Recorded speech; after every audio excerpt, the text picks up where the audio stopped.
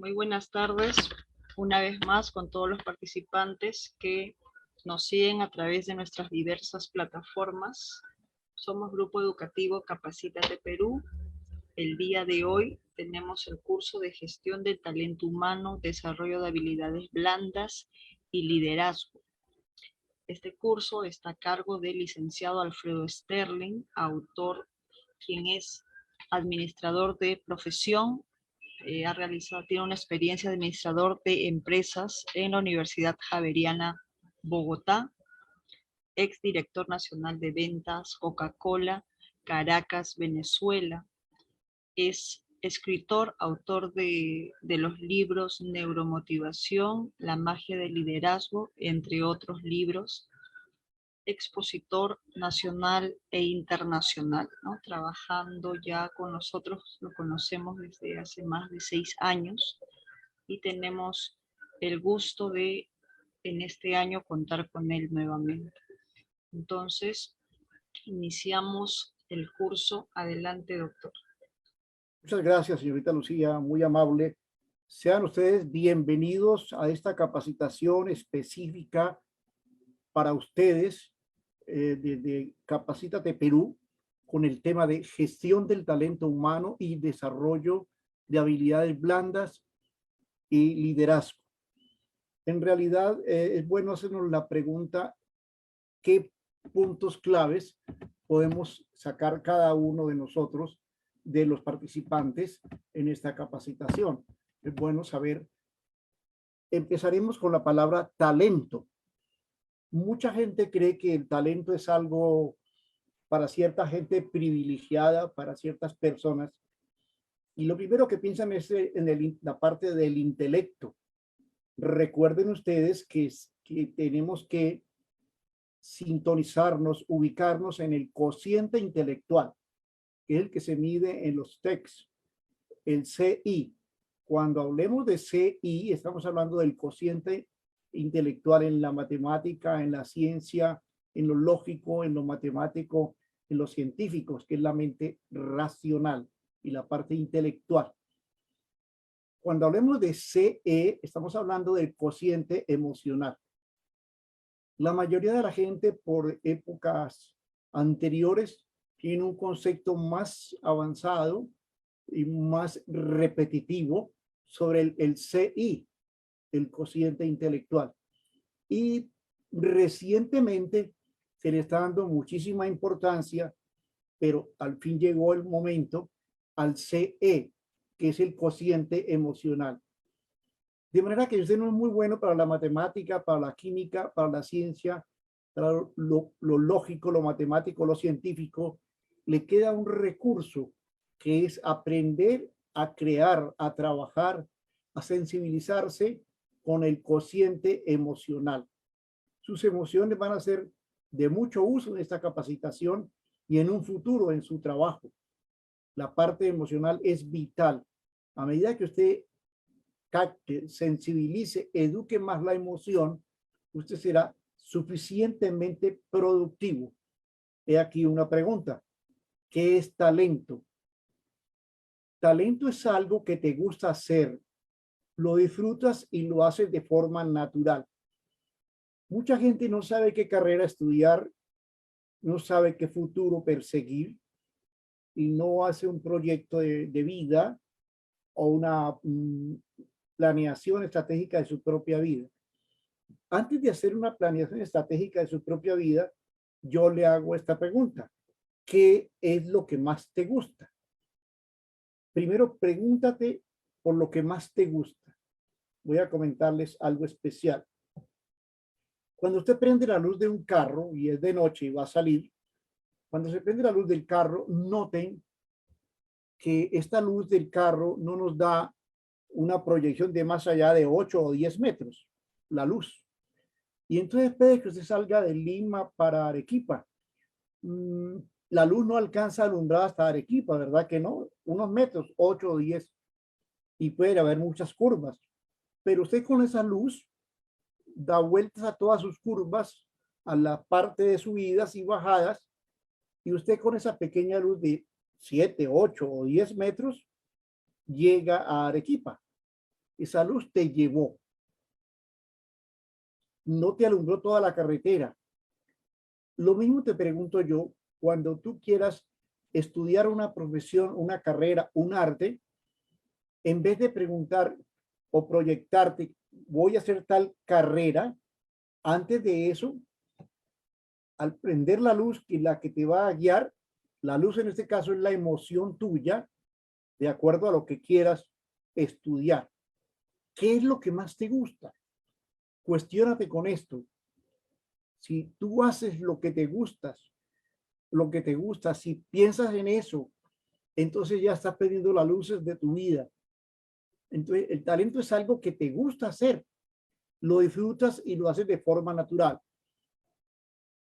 Por eso cuando se estudia una carrera, un arte o una profesión, sin la pasión individual, no logras conectar tus neuronas. Pues hay gente que en realidad no se emociona con lo que está estudiando. Y puede ser la gente que estudia a medias, porque no está apasionada por el tema. Ese es el factor que tenemos que aprender a distinguir con el CCE, cociente emocional. Conectar lo que buscas en tu vida con la emoción. Pues por ahora, concéntrate en lo que más te gusta de tu vida, céntrate en eso, enfócate en eso, que lo demás te va saliendo el camino. Los talentos son patrones de pensamiento, sentimiento y comportamiento que se repiten en forma natural. Entonces, ¿cómo podemos trabajar con el cerebro y las emociones? Aprender es hacer nuevas conexiones sinápticas. Sinápticas es la forma de conectar unas neuronas con otras. Ahí ven ustedes una gráfica. Entonces, la sinapsis es conexión de neuronas. Cuando hablemos de sinapsis, ya entiendes que es conexión de neuronas. Es como se conectan las neuronas. Es como conectar en la pared un dispositivo para conectar una lactos, un equipo de sonido y alguna variedad. Entonces usted mete varios enchufes, eso sería lo que es en la parte mental la sinapsis. Sinapsis es conexiones. Una neurona se conecta con 15.000 neuronas. Imagínense ustedes, una neurona se conecta con 15.000 neuronas más cada neurona. Entonces, cuando trabajamos con la emoción a favor, con nuevas conexiones sinápticas, o sea, conexión de las neuronas, se modifican las redes existentes. Nosotros somos una parte biológica caminando. O sea, el cuerpo se mueve a base de una conexión de neuronas que funcionan esto tanto mental como corporalmente. Sin esta capacidad para el cambio, no podríamos evolucionar y seríamos solo víctimas de un pasado genético y sin evolución. Cuando yo trabajaba en Venezuela, en Maracaibo, donde viví unos años, estaba a punto de llegar a los 40 años. Se creía en esa época, los psicólogos lo afirmaban, que el cerebro de una persona ya estaba definido a los 35 años. Que el cerebro el cerebro, la mente, ya estaba y la personalidad, decían en esa época los psicólogos, ya estaban definidos biológica, psíquica y emocionalmente. Y que ya las neuronas empezaban a morirse. Pero en esa época la ciencia y la parte de la mente la neurociencia todavía no había evolucionado en el punto de explicar que sí es cierto, entre 35 y 40 años las neuronas empiezan a morirse. Pero lo que no se había explicado en esa época es que a medida que mueren unas neuronas, nacen otras. En este momento que estoy hablándole a ustedes, unas neuronas mueren, pero por la emoción y la vitalidad que haya en lo que esté pensando y diciendo, nacen otras neuronas. Entonces, esto es parte que en esa época ya creíamos que una persona de 35 a 40 años ya estaba definida. Por esa razón, en esa época, no todos los supervisores a las fábricas donde yo dictaba capacitación en Maracaibo las personas de más de edad, de 35 a 40, no iban, aunque les pagaba el curso la empresa. En cierta ocasión me dio por preguntarles por qué no iban, y algunos me dieron expresiones como estas: señor Sterling, es que comprenda, yo ya voy a cumplir 40 años, loro viejo no aprende a hablar. Pero había algo muy grave, yo también estaba a punto de cumplir los 40 años, pero no podía responderle, también estaba acomplejado por el proceso.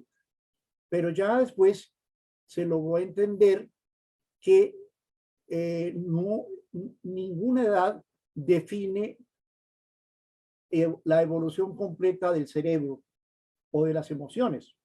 O sea, el cerebro es una obra perpetua en evolución. El cerebro aprende toda la vida y funciona toda la vida. El cerebro funciona como cuando usted ve un contador de energía eléctrica en la puerta de su casa y trabaja día y noche. El cerebro trabaja así hasta más allá de los 100 años, más allá de los 100 años. Entonces ya hoy tenemos otro concepto, ¿no? Antes se creía que la persona ya estaba definida a los 35 o 40 años y se oía muy a menudo, ojalá ahora no se escuche, aunque sí se escucha. Gente que dice, no, yo ya soy jubilado, yo ya hice lo que iba a hacer.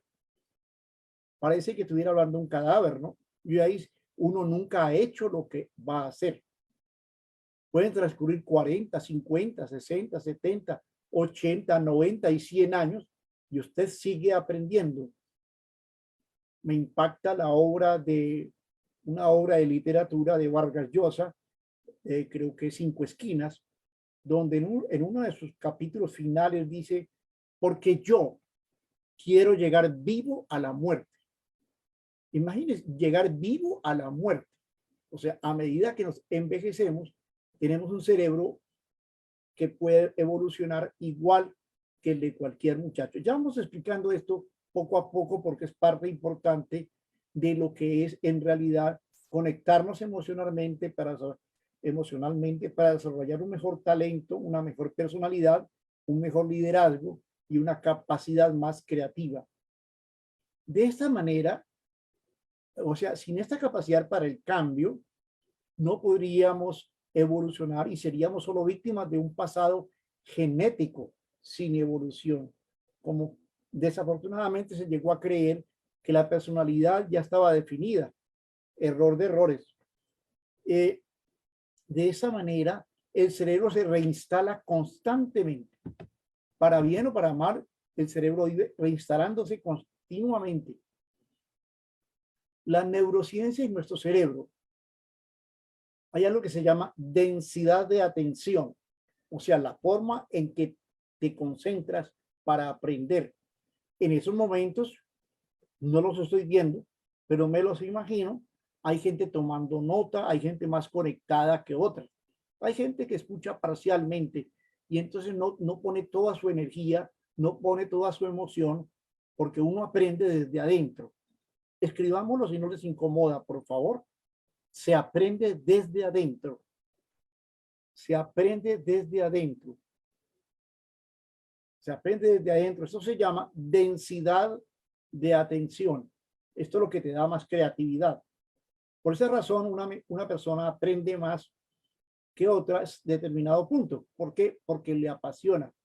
Ustedes ven aquí a Darwin mirando los pájaros, cómo miraba la diferencia, los picos de los pájaros, cómo se concentraba en las diferencias. El mismo padre de Darwin le dijo, tú no vas a servir para nada. Tú vas a ser una vergüenza para la familia, porque el papá quería que estudiara una carrera más similar a lo que le gustaba a él profesionalmente. Pero él tenía mucha inquietud. Miren, entonces cómo Darwin en realidad nos sorprendió al mundo con su observación. Entonces, en la pasión individual y curiosidad está reflejada la singularidad personal. Allí donde pone la atención, pone la energía. Por esa razón, una persona aprende más rápido que otra. No es que sea más inteligente, no es que sea un genio. Mozart el niño, que ustedes ven ahí, tendría unos 5 a 6 años, le repetía al papá por qué el papá no le enseñaba, porque había una hermanita mayor, 2 añitos, y el papá le enseñaba más a ella. El niño le reclamó. Dijo, papá, ¿por qué no me enseñas a mí? A mí me encanta el piano. El papá era un experto en piano. Niño, porque tú tienes 2 añitos menos y tu hermanita lo puede entender mejor porque te lleva 2 añitos. Sí, papá, pero no te has dado cuenta que cuando tú sales con mi hermanita, yo me subo al piano y toco el piano solo. Yo ya me sé las notas musicales de mi hermanita, súbeme al piano. Y lo subió y lo dejó perplejo. Entonces el papá creyó que el niño era un genio. No, sí y no. El niño era más sensible a la música, le gustaba y vibraba más con la música que la hermana. No es que la hermanita no fuera inteligente, ¿no? Pero no se emocionaba tanto con la música como él. Y como él se emocionaba más, ahí donde nos emocionamos, aprendemos más por el cociente emocional. Escribámoslo. Donde hay emoción, funciona el cociente emocional. Tenemos CI, cociente intelectual, y CE, cociente emocional. Allí donde pone la atención, pone la energía. Por eso Schopenhauer dijo, el talento acierta en la diana donde los demás hierran. El genio acierta en la diana que los demás ni siquiera ven, decía Schopenhauer.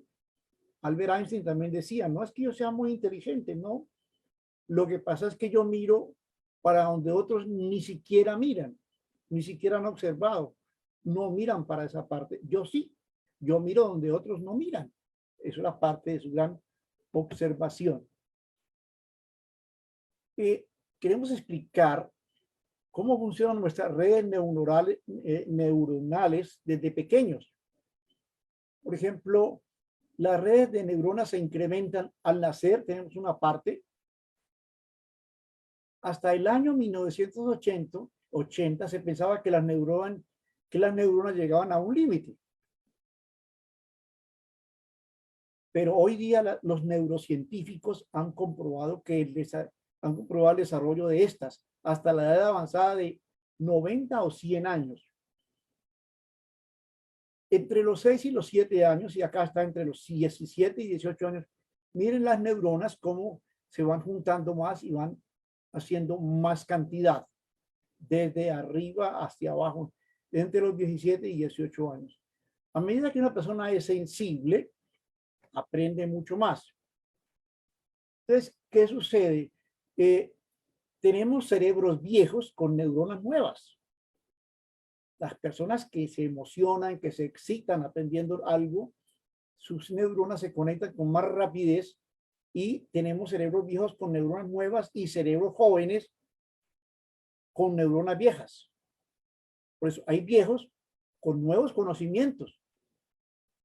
Esos están con cerebros viejos con neuronas nuevas. Y tenemos cerebros jóvenes con neuronas viejas, los que dejaron de aprender. Pues hay gente que ha dejado de aprender. Por eso es lamentable, espero no lo tomen a mal. Hay gente que tranquilamente dice, a mí no me gusta leer. Es difícil y uno no debe discutir, porque esa es la estrategia del liderazgo, no discutir. Pero, ¿qué ocurre? La persona que dice no me gusta leer, no lo vaya a decir en una entrevista de trabajo, no lo vaya a decir en una entrevista académica, porque se ve como un perezoso. Ocurre que el cerebro es perezoso. El cerebro es perezoso porque guarda energía. El cerebro ahorra energía. El cerebro es perezoso. Solo cuando uno conoce un poquitito más del cerebro, entonces lo utiliza con más ventaja. Por eso es muy bueno conocer un poco. No hay que ser un psiquiatra, ni un neurólogo, ni un psicólogo, sino conocer en el sentido común más cómo funciona la mente, cómo funciona el cerebro, cómo funcionan las neuronas, cómo funciona el consciente, cómo funciona el subconsciente, etcétera. Son cosas elementales que podemos aprender y que nos va a ayudar mucho en nuestro desarrollo personal. Entonces, aquí tenemos personas que más leen y que más observan y que más investigan, sus neuronas se conectan más rápido. Entonces, la inteligencia es una multitud de neuronas conectadas. Eso es la inteligencia en la acción, ¿no? Y se da cuando estamos viendo algo nuevo o nos apasionamos por algo nuevo, lo que sea. Entonces, hasta el año 1980 se creía que el cerebro era estático y no se podía modificar. Cuando yo iba a cumplir los 40 años, casi los 40 años, faltaban 2, yo estaba pensativo, porque se decía que las neuronas empezaban a morirse, pero lo que no se había ampliado, lo que el concepto que no se tenía claro, era que las neuronas a medida que nacen también, a medida que mueren también nacen. Entonces, como herencia genética de papá y mamá, solo traemos un 15% como herencia genética y 15% en pleno potencial propio para crear nuevas ideas y experiencias individuales. O sea, tus emociones, todo lo que te guste, todo lo que marques en tu cuerpo, porque el cuerpo registra todas las emociones. La piel es inteligente. Todas tus emociones se van a la piel. Luego hablaremos un poco de esto. Entonces, tú dejas como herencia un 15% a tus hijos y ellos con el nuevo ambiente, con la nueva temática, con el aprendizaje que tienen y su nuevo medio ambiente, crean un 85%. Los neurocientíficos comprueban que el cerebro se modifica continuamente en la vida de cada persona. Muchas palabras que ojalá escuchen ustedes hoy, que lo pongan a pensar diferente. Allí hay una forma en que usted está haciendo más elástico su cerebro. Eso es lo que se llama neuroplasticidad. Todo lo nuevo que aprendes se llama neuroplasticidad. Todo lo nuevo, un rostro nuevo, una cara nueva, una carretera nueva, un animal que nunca has visto, todo lo vive fotografiando. Por ejemplo, las neuronas visuales viven fotografiando. En el momento que usted mira a otra persona, está fotografiando neuronalmente la cara de esa persona y viceversa. Las habilidades blandas. Hay mucha gente que se le contrata por habilidades duras. ¿Qué son habilidades duras? Bueno, un buen matemático, un buen científico, un buen contador, un buen auditor, un buen químico, un buen médico. Estos son habilidades duras que él ha aprendido en la universidad, en el bagaje cultural de su experiencia en las empresas. Él tiene mucho conocimiento práctico de esto, son habilidades duras. Pero si este profesional no maneja sus emociones, es colérico, es depresivo, es de mal genio, mira mal, no sonríen casi nunca, mantiene depresivo, odia, pelea, discute, intriga, es tóxico, porque hay cantidad de directivos así. Inclusive hay tantos directivos que a veces la gente no quiere trabajar al lado de él. Y no porque no estén capacitados, están capacitados en habilidades duras. Es un químico de aquella alumna, es un médico de aquella alumna, es un contador, es un auditor, es un ingeniero muy bueno, pero como persona intolerable, problemático, conflictivo, celoso, abusivo, grita, humilla, discrimina, bueno, tiene una cantidad que la gente no quiere trabajar al lado de él. Entonces, él es un buen profesional, pero muy mal líder. El liderazgo tiene que ver con esto, con habilidades blandas, en cómo manejas tus emociones, en cómo manejas tu autoestima sin atropellar a los demás, en cómo manejas tu comunicación, en cómo tienes un buen concepto de ti mismo para no llegar a una depresión, cómo manejas conflictos. Todo esto son habilidades blandas. Como ven ustedes en el mapa mental que hay aquí, en este dibujito del arbolito, la empatía, entender a los demás. Hablando de empatía, por ejemplo, hay personajes que uno lo dejan perplejo a uno, ¿no? El mismo Gandhi. Gandhi se sube a un tren en su época y al subirse al tren se enredan sus pantuflas o chanclas, como le querramos llamar, y una chancla cae de la carrilera, una chancla, pero el tren estaba en marcha. Pero rápidamente él se zafa la otra pantufla o chancla del otro pie y la tira donde había quedado la otra. Los amigos le dijeron, estás loco, ¿por qué haces eso? Y Gandhi sonriendo les dijo, quien encuentre una pantufla o una chancla no le sirve. A mí tampoco me sirve la otra. Quien encuentre dos pantuflas va a disfrutar mucho de esa, y se le va a prestar un mejor servicio. Genial la empatía de Gandhi. Tiró la otra empatía, perdón, tiró la otra chancla o pantufla, porque así, pues en realidad está prestando un servicio a otro y él sabía que tampoco una sola le servía a él. Este es un ejemplo de empatía. Control de la ira, manejo del tiempo, comunicación, sensibilidad, toma de decisiones, flexibilidad. Aquellas personas que no son flexibles, no tienen tolerancia al cambio, asertividad o proactividad también, honradez, la parte de la parte ética de la persona. Entonces, por habilidades blandas logras programar por repetición continuada hábitos que desarrollan tu creatividad y voluntad. Por ejemplo, por la parte emocional, cuando usted aprenda a levantarse a las 6 de la mañana o 5 de la mañana, a estudiar, a leer, lo que quiera, y lo haga automáticamente porque el cerebro trabaja así, con repetición, usted ha creado un hábito tremendo. Usted cree, por eso dice, la disciplina te lo dará todo. La indisciplina te lo quitará todo. La disciplina te lo dará todo. La indisciplina te lo quitará todo. Usted ha creado hábitos que luego lo hace. Uno crea sus hábitos y los hábitos lo crean a uno. Tenga la bondad de anotarlos si les parece bien. Uno crea hábitos y los hábitos lo crean a uno. Entonces, recuerda, el cociente intelectual te ayuda, el CI, en un 10%. Pero el cociente emocional te ayuda en un 90%.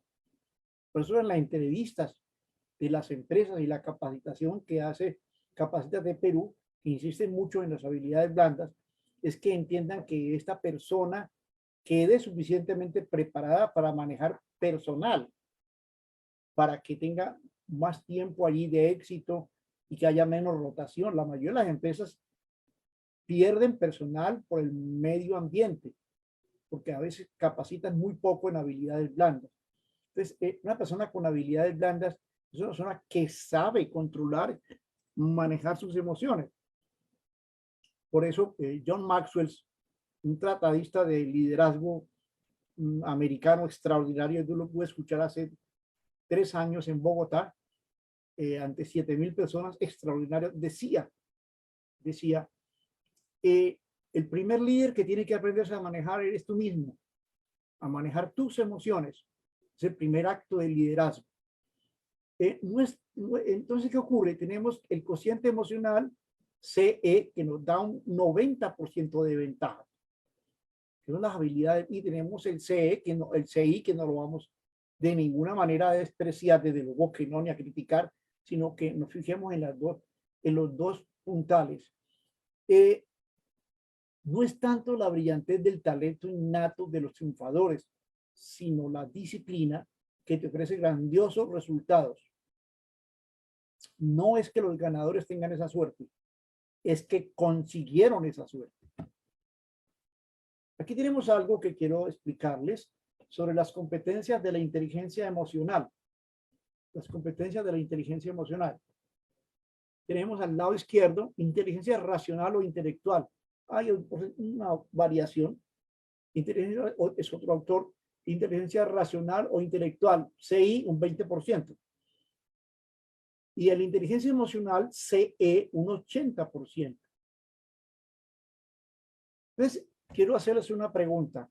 Cuando usted tenga conflictos, cuando tenga problemas, que esto es muy común, hágase la pregunta, ¿este conflicto que yo tengo, esta incomodidad que yo tengo, obedece a algo interno mío o a algo externo? Quiero clarificarlo.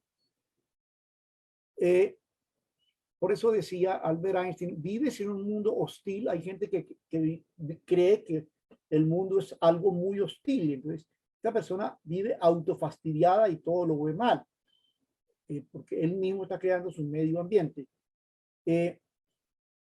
Por eso hay que entender en el autocontrol la gestión de emociones.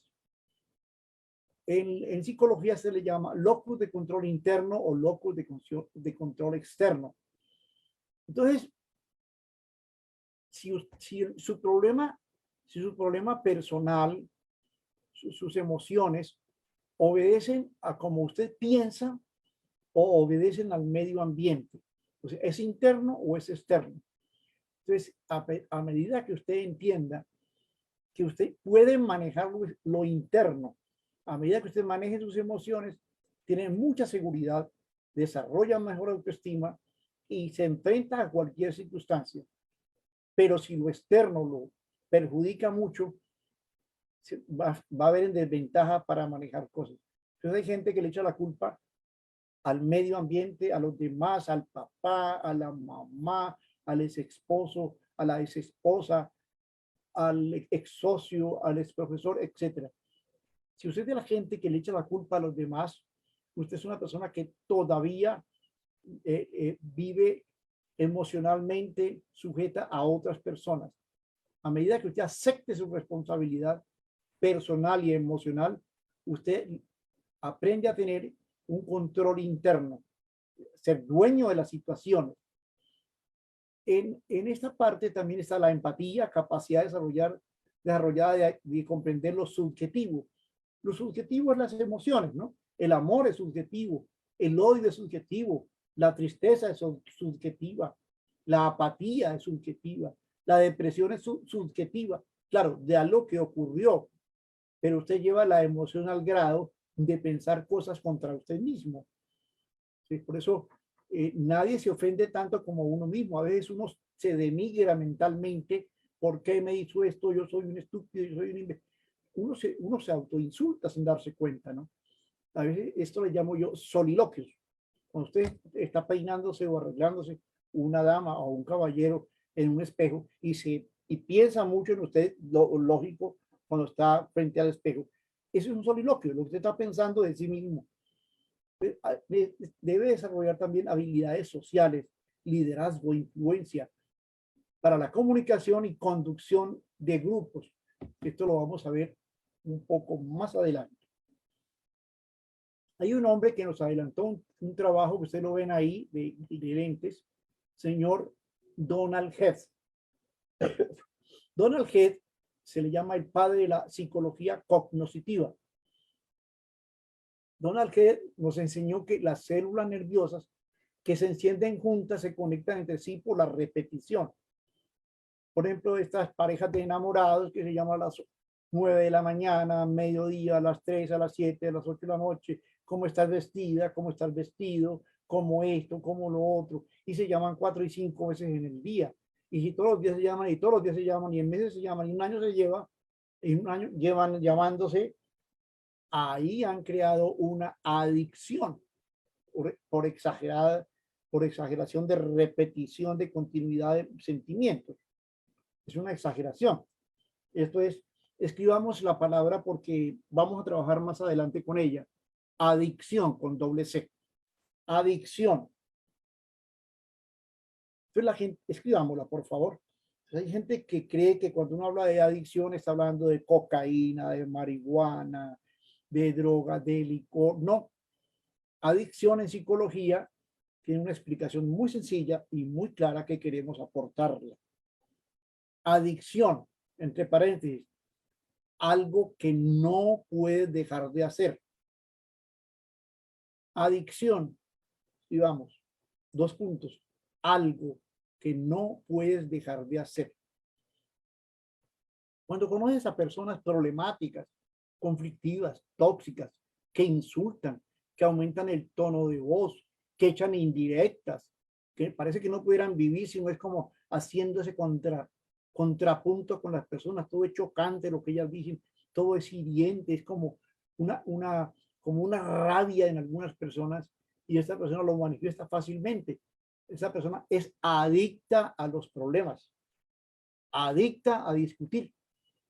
Conozca a las personas que tienen adicción a discutir y evítelas. Evite la discusión. Lo mejor que le pueda ocurrir a usted diariamente es evitar discutir. Evítelo. Entonces, pero hay personas que por todo discuten, que por todo amenazan, que por todo meten miedo. Esta es una persona, esto es un enfoque de lo que es adicción emocional. Han visto gente que según su nivel gritan y humillan a otros entre familias mismas. Esta gente, es una situación muy triste, tienen adicción emocional a discutir, a pelear, a estar en contra de alguien. Hay gente que tiene adicción de vivir hablando mal de los demás. Hay gente que le encanta vivir hablando de los demás. Yo le diría una cosa, hablar mal de otros habla mal de ti. Hablar mal de otros habla mal de ti. Hablar mal de otros habla mal de ti. Pero sigamos. Adicción es repetición. Entonces, las neuronas cuando se adictan por repetición, voy a dar una explicación, porque hay adicciones convenientes, necesarias. El aprendizaje puede ser una adicción positiva. La discusión es una adicción negativa. La depresión, adicción negativa. La alegría, adicción positiva. Entonces, por ejemplo, yo llevo muchos años enseñando y a veces se ha ido la luz, se ha dañado el proyector, la lactus y no hay ayudas visuales. Y estamos en una casa de campo y le he dicho yo al jefe o dueño de la empresa, no se preocupe, yo puedo seguir con ellos y aún sin las ayudas. Y he trabajado 3, 4 horas un día y 2 días seguidos. El señor dice algo, dice, señor Estelín, qué memoria. Y yo le he dicho, no, qué repetición.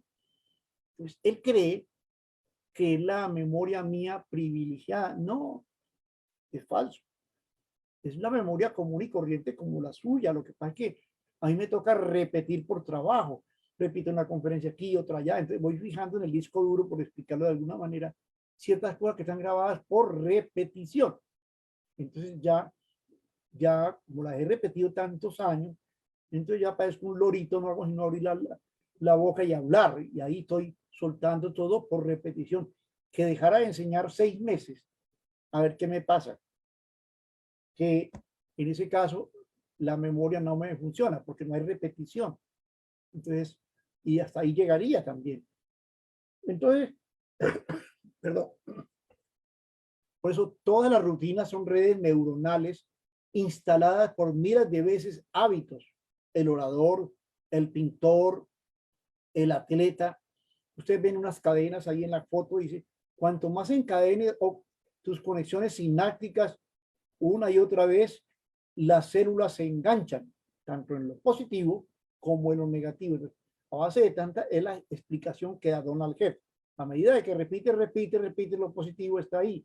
Si usted, por ejemplo, desarrolla el hábito de levantarse a las 5 o 6 de la mañana, de leer 30 o 40 páginas diarias, 20 páginas diarias, usted ya con los años se vuelve una persona imparable en el aprendizaje. Puede estar deprimido y coge un libro y lee 10 o 20 páginas. Y usted, cuando menos piensa, vuelve y se entiende y vuelve y se le acaba la depresión, porque el hábito lo ha llevado a algo superior. Son los hábitos. Mire este atleta, mire este pintor y mire este actor o este orador.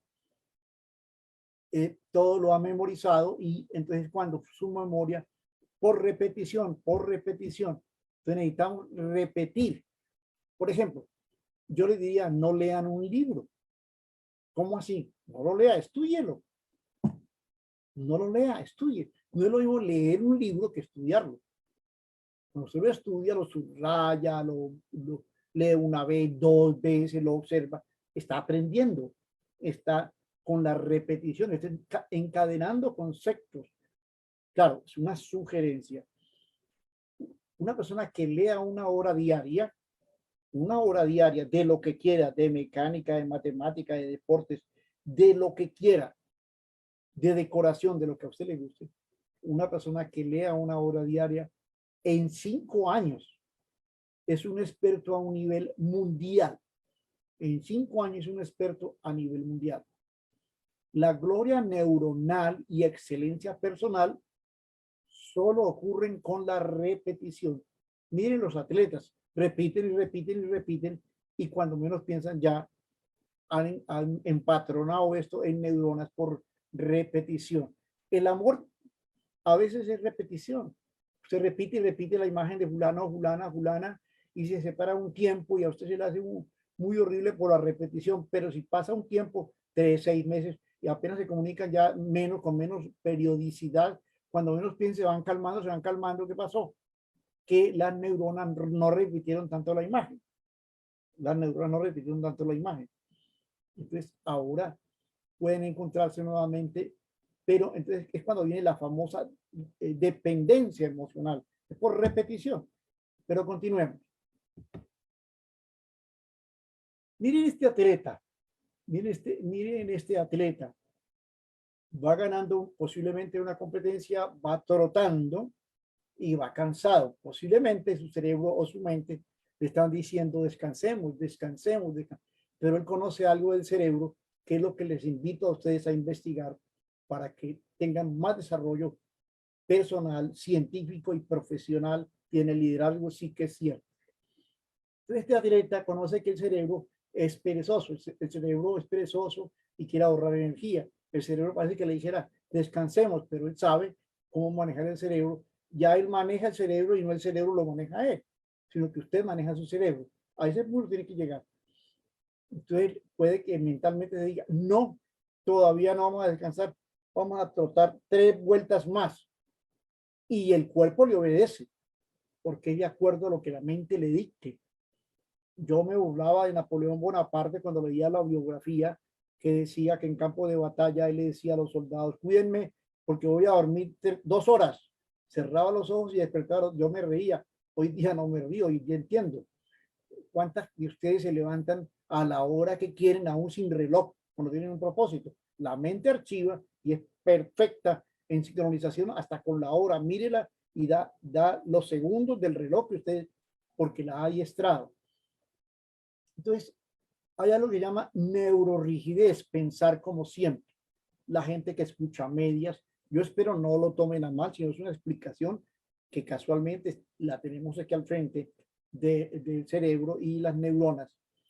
Posiblemente en este momento muchas personas que me están escuchando parcial, no total, pero hay otras que están más centradas en lo que estoy diciendo, más conectadas emocionalmente y todo, tomando nota y más sensibles.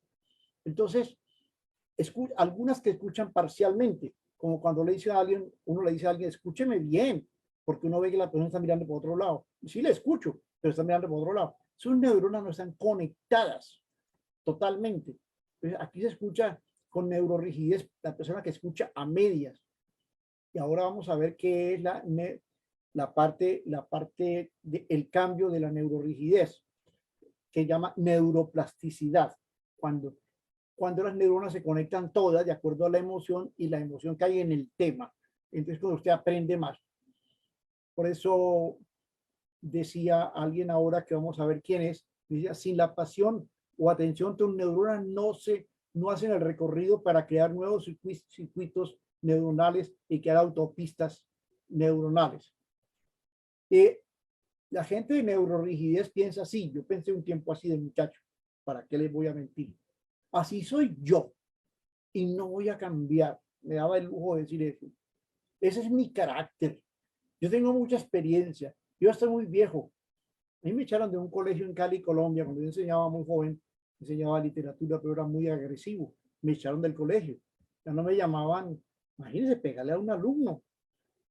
Ya no me llamaban pedagogos, sino pedagolpes.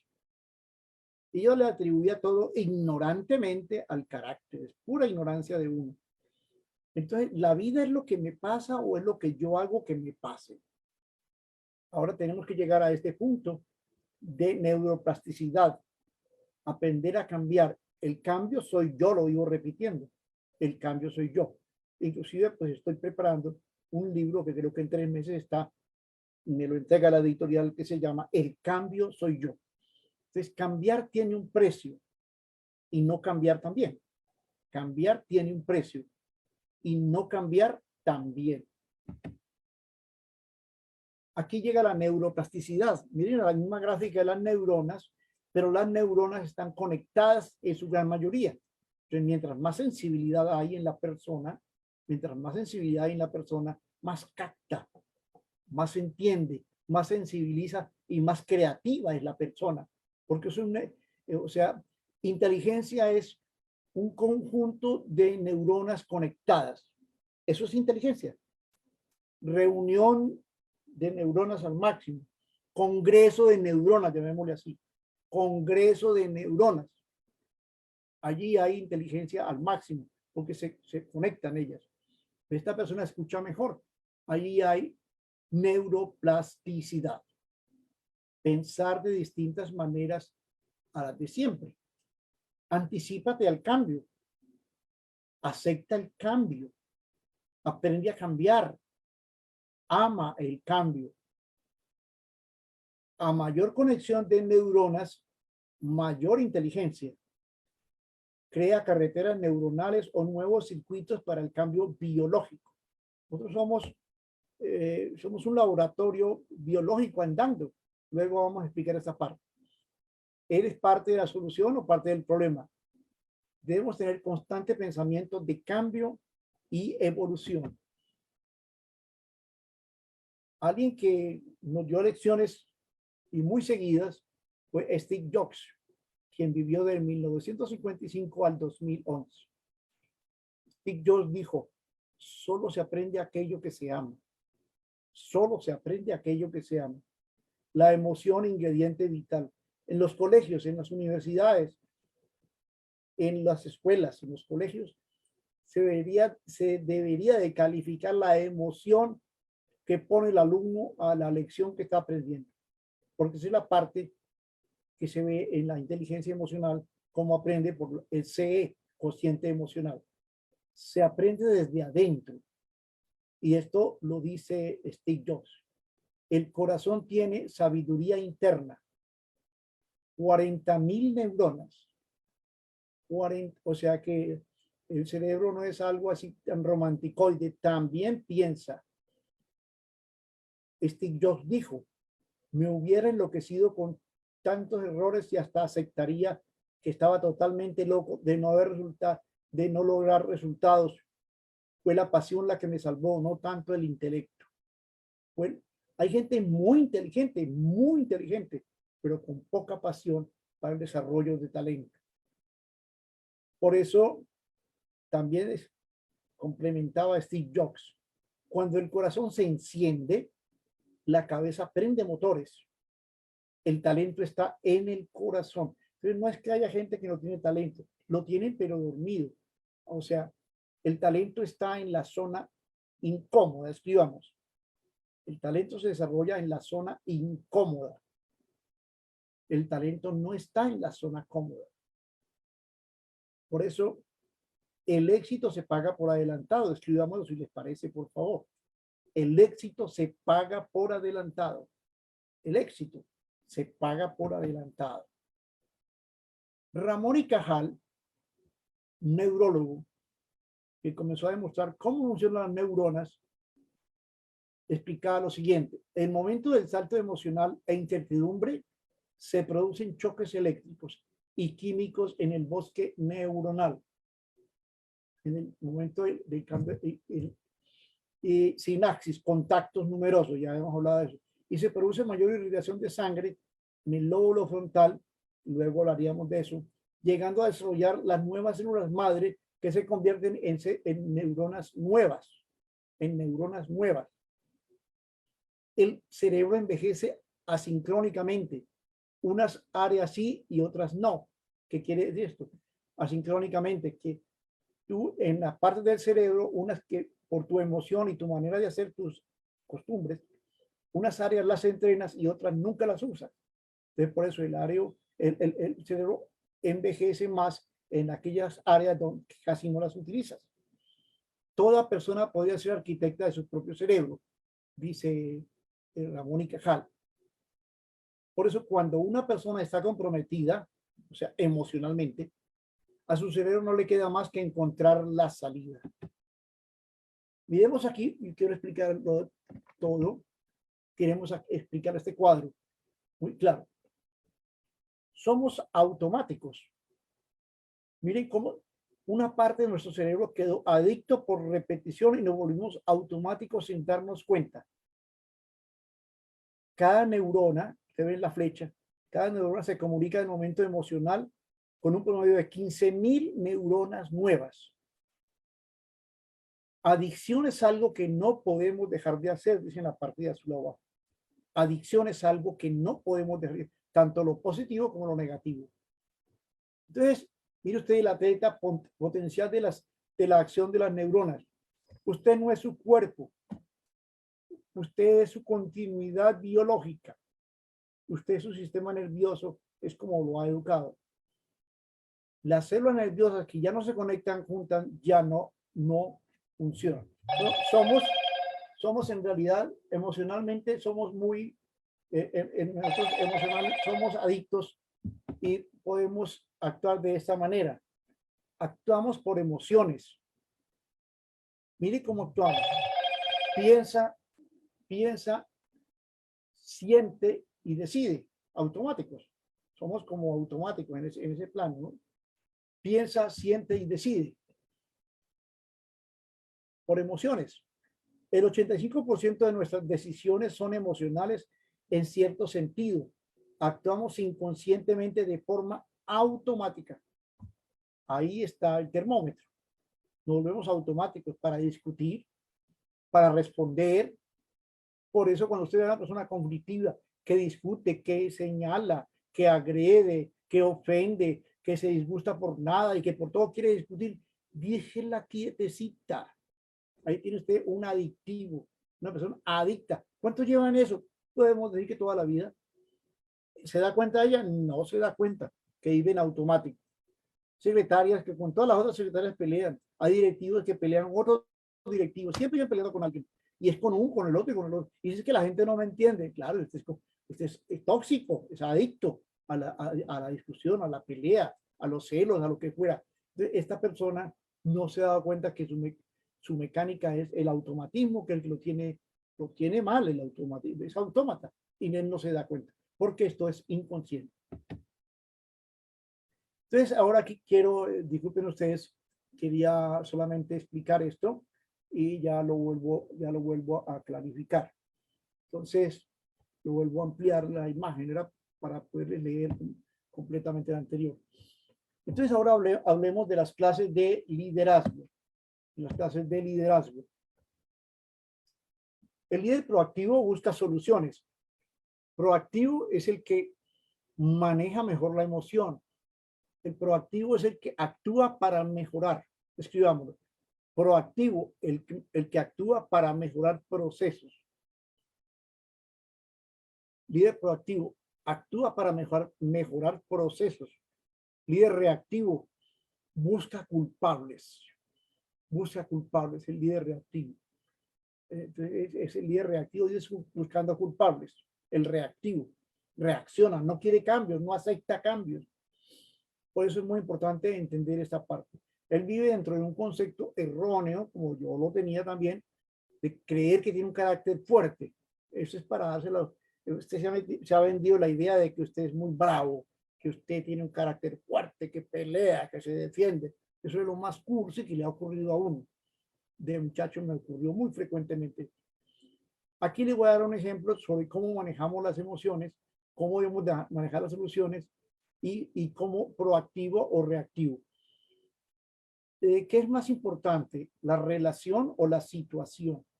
¿Qué es más importante, la relación o la situación? Alguien le debe dinero a usted. Alguien le debe 3.000, 4.000 soles allá en el Perú.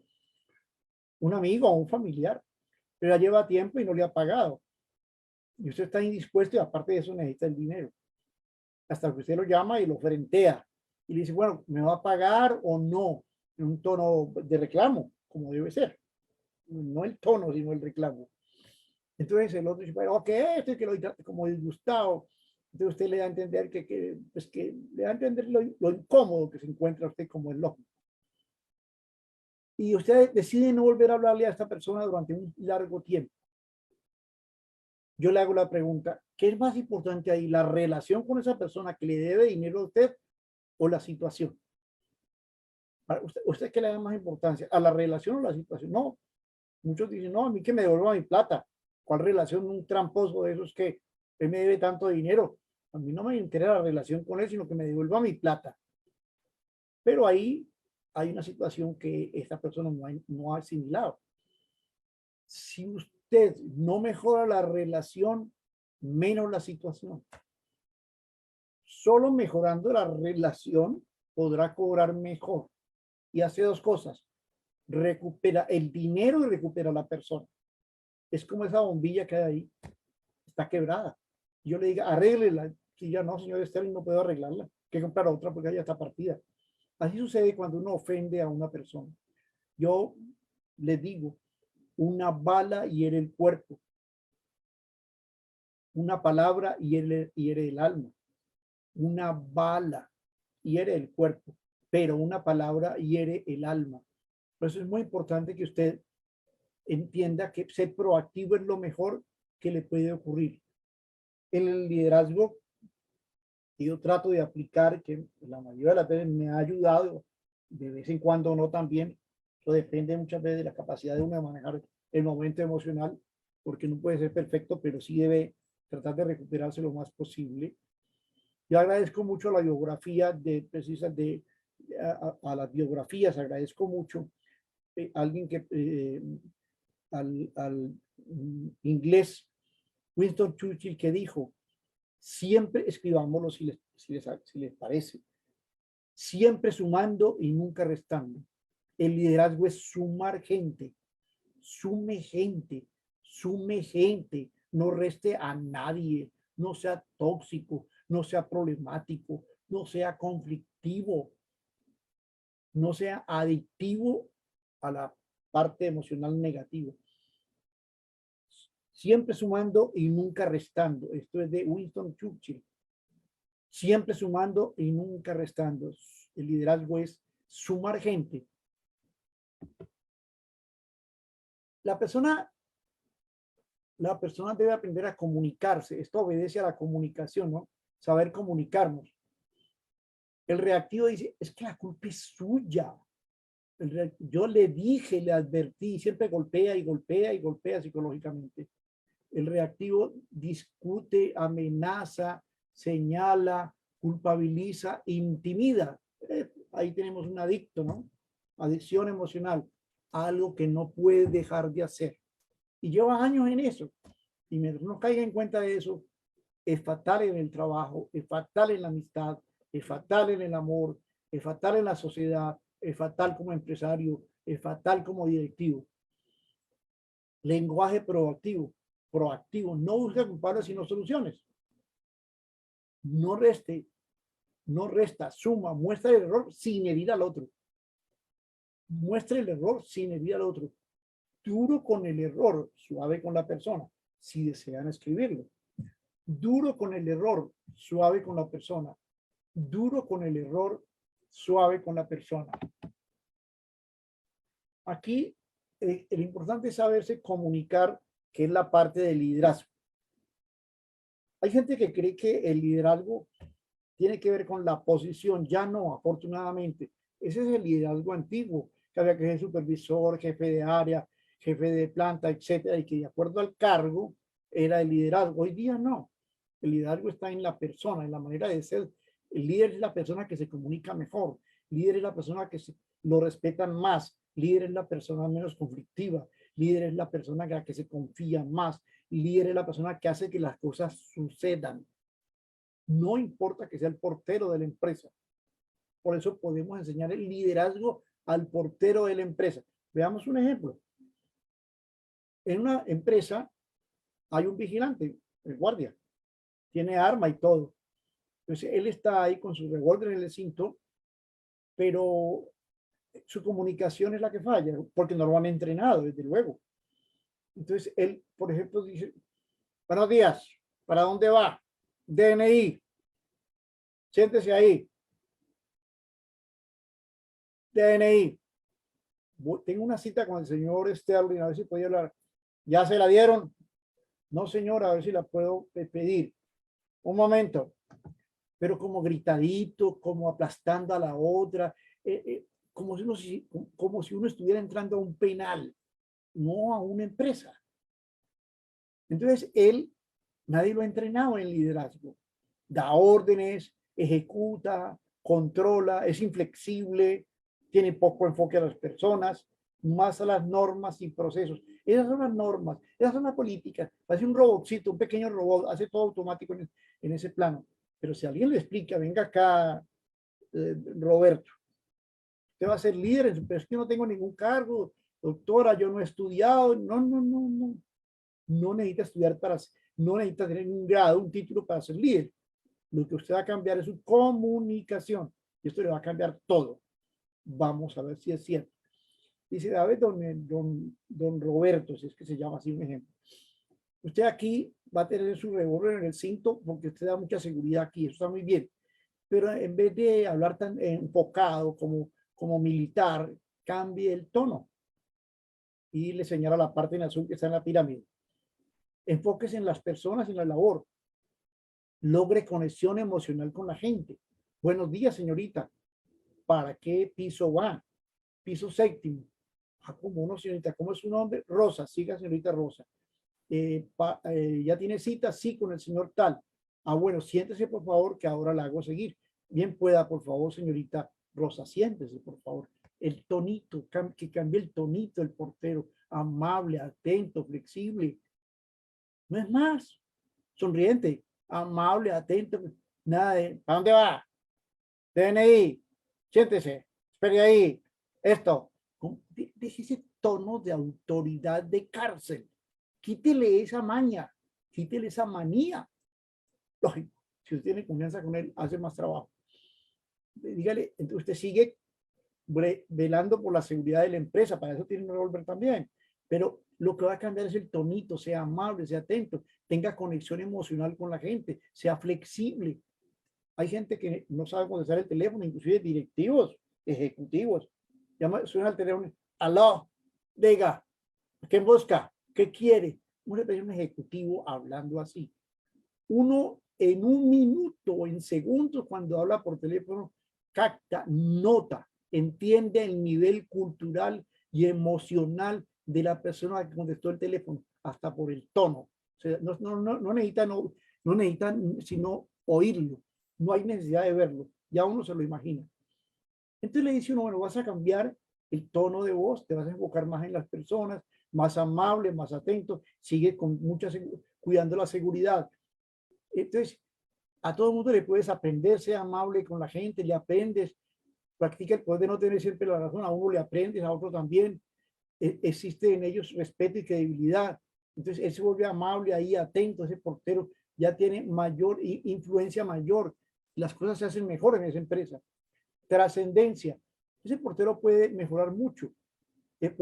Ya cuando él es más atento, los empleados le caminan a él en cierta forma, trascendir no busca seguidores, sino equipar al máximo a su gente de multiplicadores. Esto para un directivo.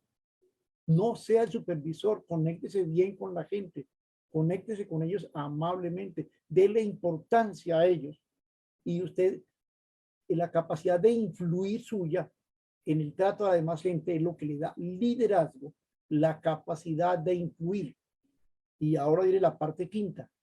Influye en toda la empresa, generando líderes en cada sección. Ya no es tan indispensable su presencia física, cuenta con tiempo para las grandes metas.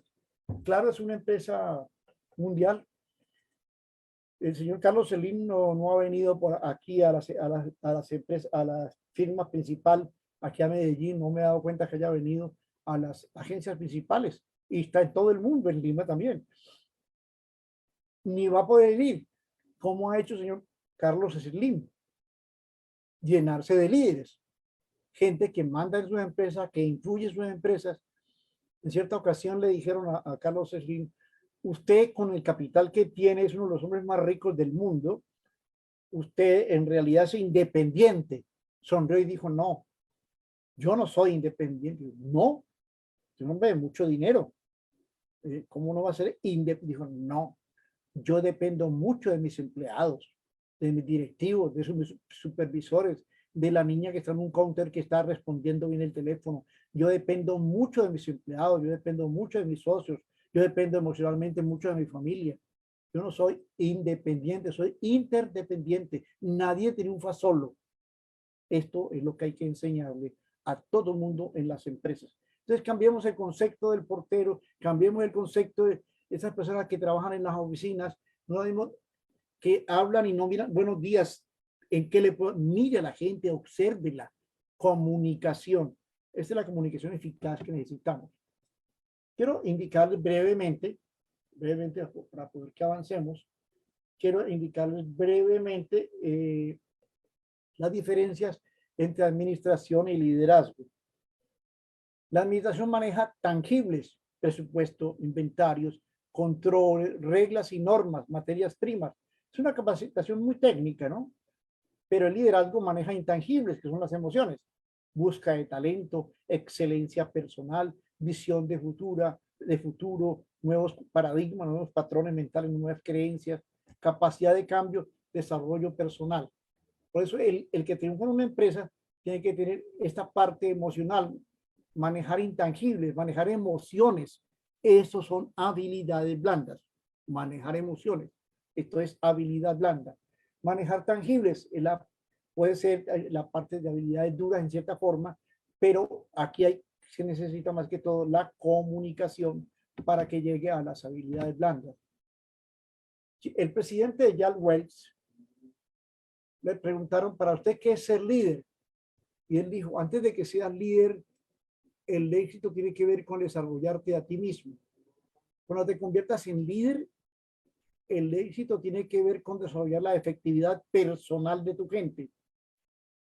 La función del verdadero líder es producir más líderes, no más seguidores. Pues no busque seguidores, busque multiplicadores, ¿verdad? Que su gente trabaje en equipo, capacite a la gente. Entonces, líder en su sección, así sea en la fábrica, en las oficinas. Líder es el que hace que sucedan las cosas. No necesita un cargo. Hoy no necesita cargo, necesita la disposición, la comunicación, manejar bien las habilidades blandas, es lo que más se está pidiendo en el liderazgo. Por eso la labor que está haciendo también Capacítate Perú en las habilidades blandas, para mucha gente que en realidad, aunque sea buen ingeniero, aunque sea buen técnico, aunque sea buen científico, aunque sea buen médico, a veces uno ha ido a un médico en cualquier país, en México, en Colombia, en Venezuela, donde he vivido, acá en Colombia, y va uno a la consulta, que el médico lo revise. El siguiente, su nombre, tal, qué edad, tantos años tiene, qué le duele, desde cuándo, y ni te mira, y luego le saca una receta y no pague a la secretaria. Y uno dice, estoy donde el médico, no, usted estuvo donde un robot llamado médico. Ni siquiera te miró a la cara un segundo. Es que no tengo tiempo. Los mismos 3, 4 o 5 minutos que le dedicó a usted sin mirarlo, lo que le pido es que lo mire. ¿No? Así que tenga contacto visual con él y que se interese un poquitico por él, porque hoy día persona es alguien que se comunica. El que no se comunica está considerado como un escritorio, como la laptop, como una máquina. Es que por eso se llama ser humano, el que se comunica. El que no se comunica es como una cosa con ojos, desafortunadamente.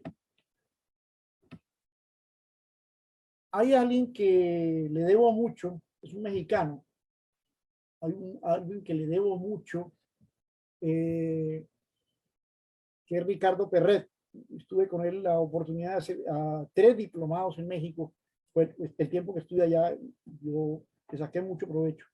Ricardo Perret, pues yo lo había visto por internet, había leído libros de él, pero poder asistir al entrenamiento de él fue para mí fantasioso, algo extraordinario. Esto lo dice Ricardo Perret. Tu éxito profesional no garantiza tu éxito personal, pero tu éxito personal sí garantiza tu éxito profesional. Lo explico de otra manera. Puede que el médico sea muy bueno, el arquitecto muy bueno, el ingeniero muy bueno, el químico muy bueno, el ingeniero, el economista muy bueno profesionalmente, pero como persona, ¿qué tal? muy problemático, discrimina, casi no conversa, casi no se deja ver, se la pasa encerrado en su oficina, es muy petulantico, entonces no tiene todavía liderazgo formado.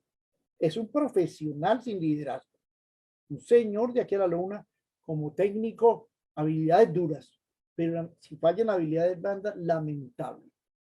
Pero aquí dice Ricardo Perret, pero tu éxito personal sí garantiza tu éxito profesional.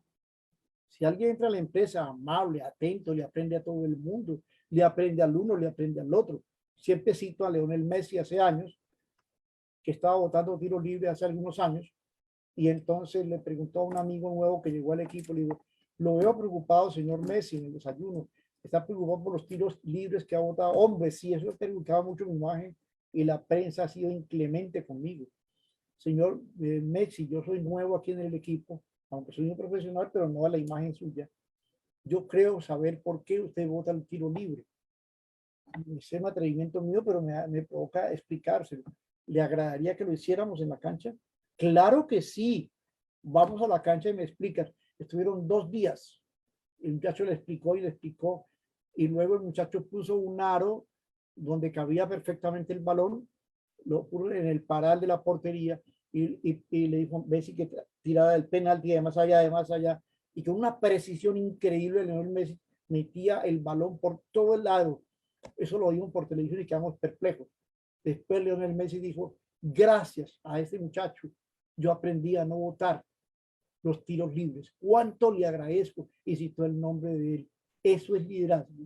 Un grande de estos aprendiendo de otro. Cuando alguien le pregunte algo que usted no sabe, tú sabes tal cosa y usted sabe que no sabe, no se haga el que sí sabe. No sea mediocre, no haga eso. Dígale, sabes que yo no sé, pero usted sabe, señor o señora o doctor o doctor. Sí, yo sé, le agradezco, me explique. El otro se siente importante explicándole, le aprende y lo hace amigo. Esto no tiene ningún misterio. Eso es liderazgo. Bájese del ego, bájese del ego, de la baja autoestima también. Entonces, ¿qué ocurre cuando una persona como persona entra y le cae bien a todo el mundo y después demuestra que es un buen profesional? Éxito completo. Eso profesionalmente se le va en muchas ventajas. Pero profesionalmente triunfa, pero como persona no lo aceptan, usted todavía no ha obtenido, no ha desarrollado liderazgo. El buen liderazgo no tiene que ver con avanzar uno mismo, sino avanzar con el equipo. Voy a hacer rápido porque ya vamos a terminar y también para que ustedes hagan preguntas. Tienen derecho a hacer preguntas. Cada que cambias de empresa, país o vecindario, vuelves a empezar de cero en tu liderazgo. Quiero explicarles algo. Yo tuve 10 años en la radio acá en Caracol. Tuve un programa de mucho prestigio en cierta época. Tuve programa en RCN. Tuve programa educativo en Telepacífico de Cali. Algunos lo ven ustedes en YouTube, van a ver algunos programas de televisión, aunque yo hace muchos años atrás lo hacía. Entonces, tuve esa experiencia. Entonces yo no podía decir cuando fui a Venezuela, no, es que en Colombia me conozco, yo estuve 10 años en la radio, 10 años como 10 o 15 años en la radio. No, a la gente no le interesa eso, ni tampoco te creen. Allá empecé de cero en Venezuela. Estuve 9 años en Venezuela. Luego estuve en Perú, casi 15 años. Yo no podía ir a Perú. No, es que me conocían en Venezuela, me conocían en Colombia. No, no, olvídate de eso. Usted vuelva a empezar de cero. Yo hoy estoy entrenando un grupo, mañana otro. Entonces, no es cuestión de yo decirle, mire, es que yo tengo. No, no, siempre. Usted puede que lo conozcan mucho allá en Lima y que en su barrio donde usted sea un líder en comunal, pero usted le pidieron su casa o su departamento y tiene que entregarlo y no tuvo tiempo de conseguirlo por ahí cerca donde lo conocen, sino en otra unidad muy lejos de la ciudad. Usted no va a decir, no, es que yo soy el líder comunal del tal barrio. No, olvídese, o en tal empresa tenía éxitos. No, hágase conocer allá. Empiece de cero en su barrio. Yo cuando llegué a México también llegué de cero. Entonces, el liderazgo es empezar de cero. Usted no puede andar mostrando cartas a todas las referencias de lo que es. No, tiene que conquistar la gente nueva, conquistar la gente nueva.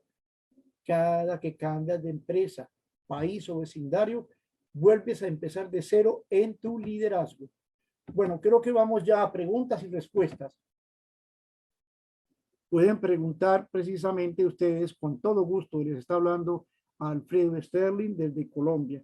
Por favor, sus preguntas con todo el gusto.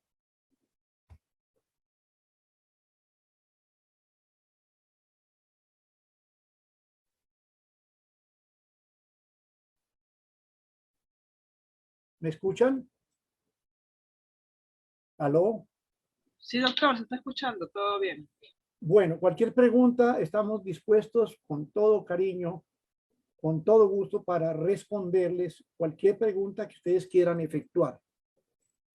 Muchas gracias, doctor Sterling. Entonces, hemos culminado la primera parte de la exposición de esta capacitación y ahora vamos a pasar a las preguntas.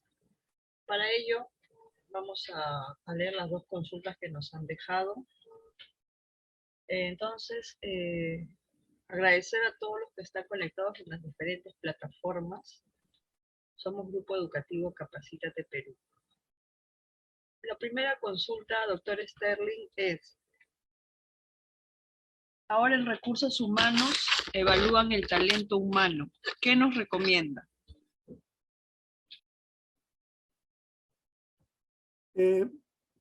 ¿Podría ser la pregunta más concreta? Y disculpe, señorita.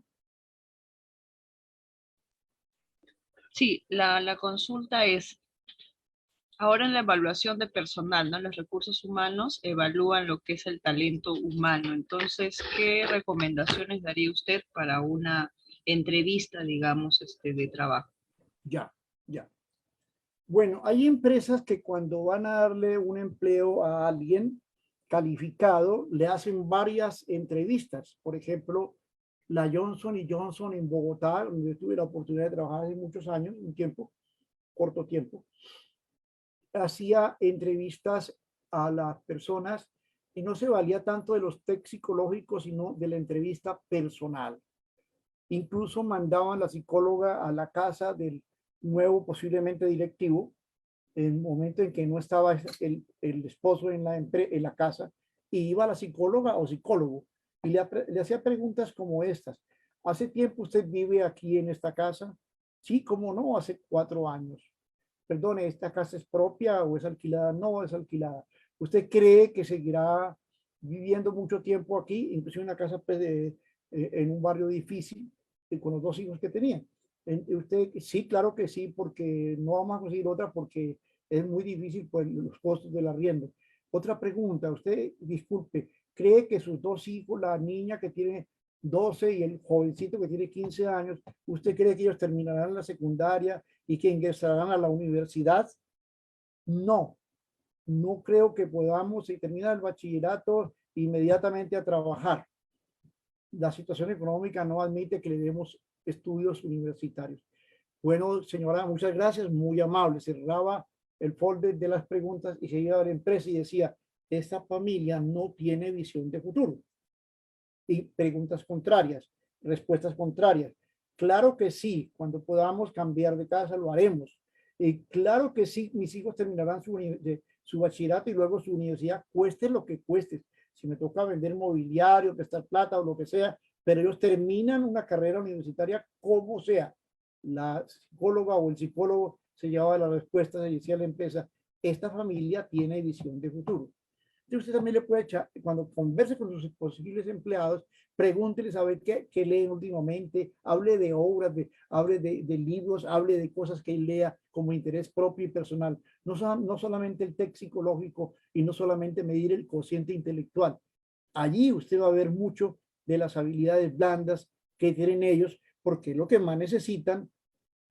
Inclusive hay empresas que cuando son directivos lo llevan a diferentes cuando es un directivo alto que están calificando para recibir el puesto, le hacen una entrevista en la oficina, le invitan a un almuerzo, le hacen una entrevista en un club y le hacen una entrevista cambiando de zonas para ver el comportamiento de la persona, porque depende del sitio, también cambia la persona. ¿Qué otra pregunta? Muchas gracias, doctor. Quedan dos consultas. La siguiente es: doctor, ¿cómo recomienda tratar en los grupos en los que hay compañeros que critican a los encargados del equipo? Correcto. Bueno, esa es una pregunta muy interesante porque usted porque usted siempre, repito, siempre va a encontrar eso. Gente que le gusta hablar de otros, gente que le gusta el chismorreo, gente que está en contra del otro o de la otra. Eso lo va a encontrar en todas partes. Usted puede llegar a una conclusión que es la siguiente. Usted no va a cambiarse, usted no va a cambiar, uno no, en realidad no cambia a la gente, uno nunca cambia a la gente, jamás cambia a la gente. El que tiene que cambiar es uno mismo frente a las personas. Usted cambia frente a esa persona, pero usted no cambia a la persona. Por ejemplo, un jefe problemático, un jefe conflictivo, usted trata de corregirlo de buena forma, pero él se le alborota, se le pone en contra, y como él tiene el cargo y tiene un título, etcétera, etcétera, se cierra la mente de él y va a tener casi un enemigo ahí. Entonces, la idea es parecida a esto que le voy a indicar, que aquí queda muy claro. Precisamente es material que estoy preparando casualmente de un nuevo libro que dice El cambio está en mí. Aquí hay algo importante que está dentro de la respuesta a su pregunta. Ayer era inteligente y quería cambiar el mundo. Hoy soy sabio y solo me cambio a mí mismo. Rumi. Esto lo estoy colocando en un capítulo del libro, pero es muy interesante a esa pregunta. Ayer, esto es de Rumi, ayer era inteligente y quería cambiar el mundo. Hoy soy sabio y solo me cambio a mí mismo. Rumi. Entonces, porque uno trata de cambiar a la gente y lo que se hace son enemigos. Yo tengo muchos enemigos porque encuentran un error. Y aunque se lo muestre bien. Entonces, ya por eso cuando alguien tiene un error, yo tiemblo, busco la manera de, si él me da la oportunidad, de mostrar el error sin tocarlos emocionalmente. Y cuando puedo, en realidad, y lo hago reflexionar, es lo bueno. Porque usted, entonces, imagínense tanta gente adictos emocionales negativos y usted mostrándoles errores. Por eso la respuesta es esa. No trate de cambiar a la gente. Cámbiese usted frente a ellos. ¿Qué otra pregunta?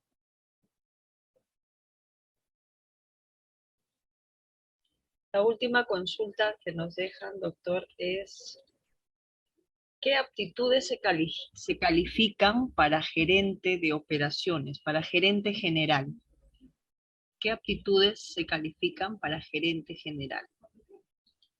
Sí, yo calificaría para la gerente general una persona de madurez emocional, una persona no presuntuosa, una persona no petulante, una persona no arrogante, una persona en realidad de una buena comunicación y muy sencilla en su comunicación, pero muy exigente en su capacitación a los empleados, pero un trato muy amable. Y entonces yo me encantaría una persona de gerente general, en realidad, que maneja sus emociones, que se sabe conectar con todo el mundo. La parte emocional, lo que estamos buscando hoy en habilidades blandas. Esa es la persona que necesitamos, aparte de la capacitación técnica, aparte de las habilidades duras de sus estudios académicos, su manera de ser, su manera de influir en otros en corto tiempo. Muchas gracias, doctor Sterling, por la capacitación. Gracias a todos los participantes que nos han seguido hasta el momento a través de todas nuestras plataformas.